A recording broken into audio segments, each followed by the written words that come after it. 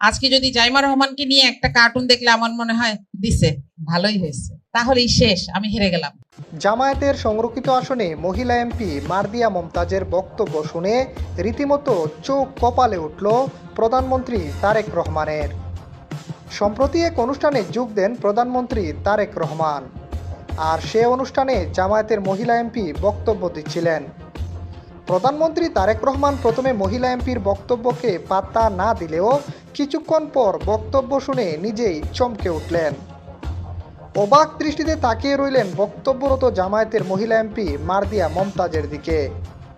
কথায় পিছলায় যায় না, আমার সাথে অনেক একটু ঝগড়া করেন, এরপরে আমি ওই চ্যানেলকে বলে আসছি আমাকে আর এই লোকের সাথে ডাকবেন না, কারণ আমি রাস্তার বানর নাচানোর সেই ফেরিওয়ালাটা না যে আমি বানর নাচাবো আর মানুষ দেখে হাততালি দিবেন। নো, আজকে যদি জাইমা রহমানকে নিয়ে একটা কার্টুন দেখলে আমার মনে হয় দিছে, ভালোই হয়েছে, তাহলেই শেষ, আমি হেরে গেলাম। আজকে যদি বিএনপির কারোর আমার একটা ভিডিও দেখলে মনে হয় ভালো হয়েছে, খুব না পটপট করে, একদম উচিত মতো দিছে, তাহলে আমি হেরে যাচ্ছি।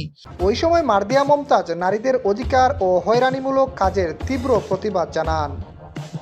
পাশাপাশি প্রধানমন্ত্রী তারেক রহমানের একমাত্র কন্যা জাইমা রহমানকে নিয়ে ব্যঙ্গকারীদেরকেও এক হাত নেন। আমার যেই কর্মী আমাকে এসে বলবে যে আজকে তো দিয়েছি একটা মিম বানায় দেখেন, তা আমি এখানে একটা গিয়ে একটা হাহা দিলাম, সে মনে করবে যে তাইলে এটা জায়েজ, অপর পক্ষকে করা এটা ঠিক, তাই না? আমি যেন তার কানের উপর দুইটা দিয়ে বলতে পারি যে বন্ধ করো, ওইটাও একটা মানুষের ইজ্জত। এবং পার্সোনালি দলীয়গতভাবে কেউ অন্তত আমাকে এই জায়গায় ব্লেম করতে পারবেন না ইনশাআল্লাহ। আমি জাইমা রহমানের সাথে যখন ঘটনাগুলো ঘটেছে আমি লিখেছি, এবং এটা আজকে থেকে না, 5 অগস্ট যখন মেয়েদের পার্সোনাল কাপড়গুলো নিয়ে রাস্তায় দেখানো হচ্ছিল, মানুষ ফুর্তি করেছিল, আমি সেটার বিরুদ্ধে কথা বলেছি।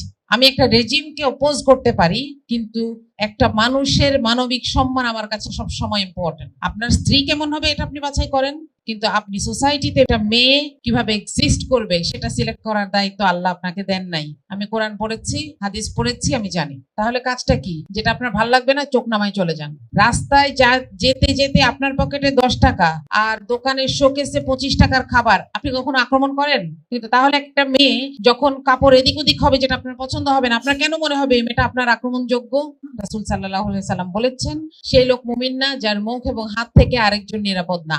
আপনি যদি ইসলামের নামে এগুলা করেন তাহলে আপনার এটা মনে রাখা উচিত, আর যদি প্রগতির নামে এটা করেন তাহলে তো আপনার নিজের কথাই যথেষ্ট আপনাকে ঠেকানোর জন্য। তিনি আরও বলেন, আমাকে টকশোতে ডাকা হয়, আবার এটাও বলা হয় আপা একটু ঝগড়া কইরেন, এতে ভিডিওতে ভিউ ভালো হয়। আমি বরাবর বলে দিয়েছি রাস্তায় বানর নাচানোর মতো কাজ আমি করি না।